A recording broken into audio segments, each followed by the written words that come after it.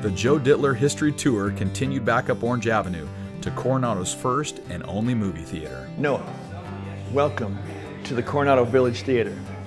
This is our shrine. This is our church. This is a very special place that we go to, sometimes twice a week. I've been coming up here since I was a kid. I used to ride my Stingray bike up here. And I never forget, you come around the corner and you smell the popcorn. No other problems mattered in your world, in your little world. This is the Village Theater. It was built right after World War II.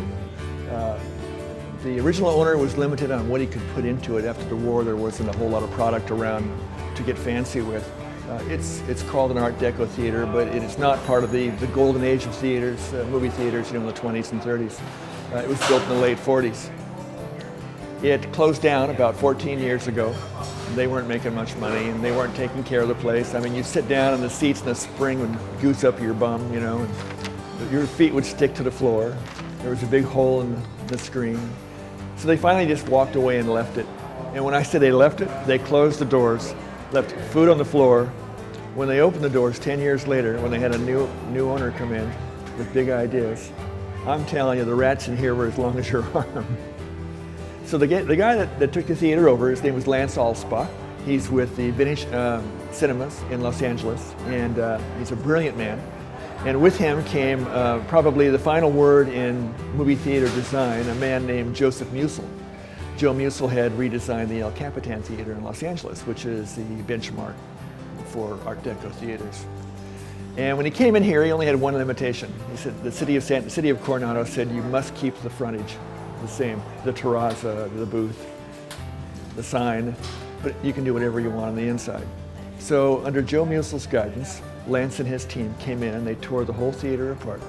It was one screen, one main screen, and I think it had 600 seats.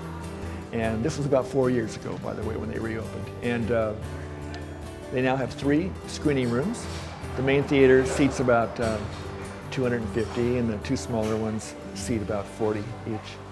And as you can see, it's just Art Deco to the max. We love it so much, I can hardly talk about it without breaking into a wide grin.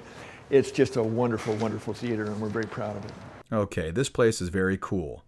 And in the screen rooms are murals that'll blow your mind. Now, inside each of the 3 screening rooms, there are 2 murals, 2 hand-painted murals. Those were done by a retired muralist who worked at Disney Studios for many years. Matter of fact, he worked way back in the Walt Disney era. The muralist's name was Bill Anderson. So they found Bill, and he and his daughter came out of retirement, and they hand-painted 2 murals inside of each of the 3 screening rooms. So the first screening room that you're going to see is called the exhibition room.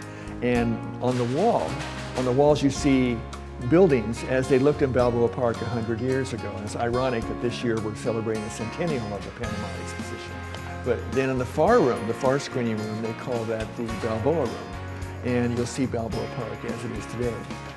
In the main screening room, it's been described as lying on your back in a rowboat at night and looking up at the stars, and over on your left, there's the Coronado Bridge, and there's the Hotel Del and the old chart house, the Blue Water Boathouse. And then over here, look, there's the city's skyline in San Diego, and look, there's a ferry boat with cars on it.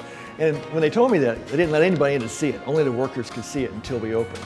And I tried desperately to get in and get a picture, and they wouldn't let me.